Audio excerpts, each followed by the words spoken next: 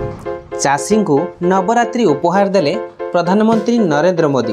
कौन से उपहार आलोचना करने पूर्व वीडियो को गोटे लाइक और चैनल को सब्सक्राइब करनथिले एबे ही सब्सक्राइब करनियंतु।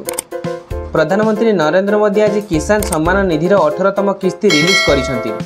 देशर कोटी कोटी चाषी को नवरात्रि उपहार देइछंति। महाराष्ट्र गस्तर आसीथिबा प्रधानमंत्री मोदी प्राय 9.4 कोटी चाषी को 20,000 कोटी टंका ट्रांसफर करिसेंति।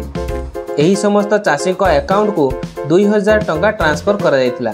अद्यावधि प्रधानमंत्री किसान सम्मान निधि अधीन केंद्र सरकार चाषी को मोट 3.45 लाख कोटी टंका पठाइछंती।